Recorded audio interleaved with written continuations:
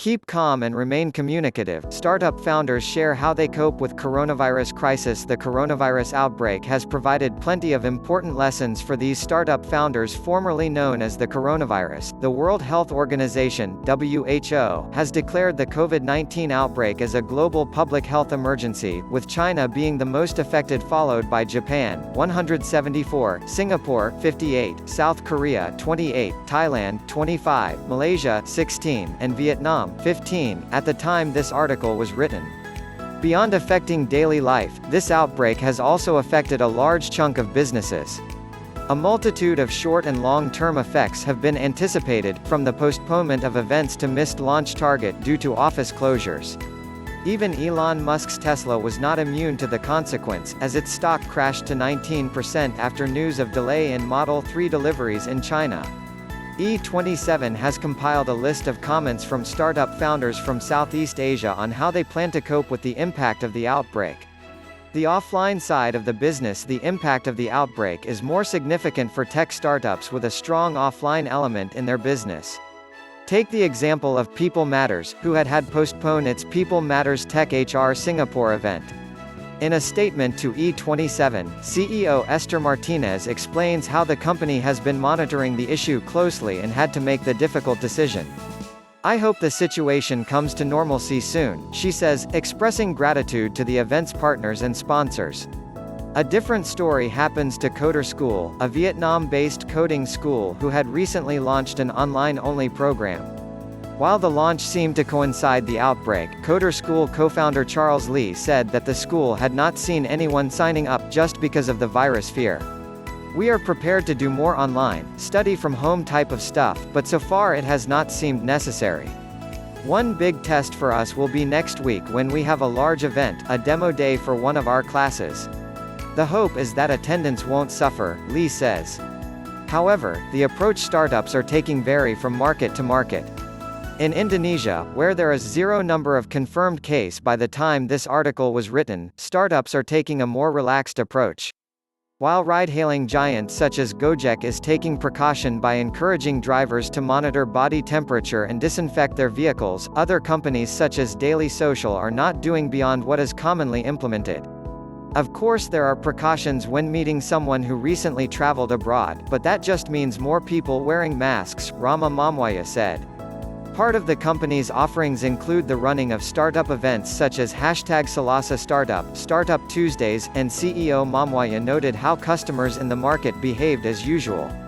There has not been much impact in Jakarta aside from cancelled conferences abroad. Everyone still works, goes to meetings, etc., he writes in a message to E27.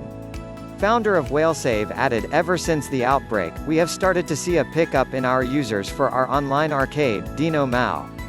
Although there was an increase in sales, shipment of goods have been delayed due to lack of manpower fulfillment challenges. Business unusual for companies with a heavier online presence, adjustments are made in their internal operations." As a cybersecurity firm, Singapore-based Group IB has always put emphasis on its employees' health and well-being early on, and this attitude benefits the company during the crisis. "Funnily enough, I had brought masks for my employees from Moscow, but no one has touched it until now. We may be a little laid back about it, but we feel like the virus only affects if one is not cautious about everyday personal health and hygiene," says Group IB founder Ilya Sachkov. Circles Life, which had operations in Singapore, Taiwan, and Australia, are taking precautions by limiting gatherings and encouraging unwell employees and those who had recently traveled to China to work from home, as prescribed by the authority. "I think it is important to keep things in perspective and not overreact," says Circles Life co-founder Abhishek Gupta.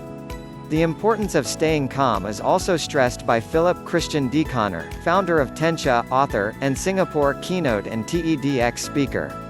"It has created uncertainty and stalled new business a little bit as event organizers are reconsidering whether or not to run their events, and inquiries for keynote has currently slowed.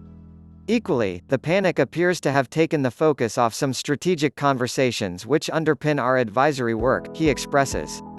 "This taught me once again that fear of a threat is a much greater threat than facing reality and whatever it has in store," the author further elaborates. Another founder, Jeremy Fu of Whale Save, expresses concern but at the same time holds optimism about adapting with the new crisis. We have to learn to adapt to every possible crisis. Fortunately, as we are an online service, we are not really affected by this crisis in terms of business. As for our internal operations, our team started to eat at slightly odd timing to avoid the lunch crowd, and we take an extra note to wash our hands whenever we are back in the office, he said. Lessons in life and business. Interestingly, this outbreak provides many lessons for these startup founders. These are key takeaways that we could learn from and emulate in our business, ensuring clear communication, transparency, and taking concrete and immediate actions, explains Nikhilesh Goel, co-founder of Validus Capital, a Singapore-based fintech company.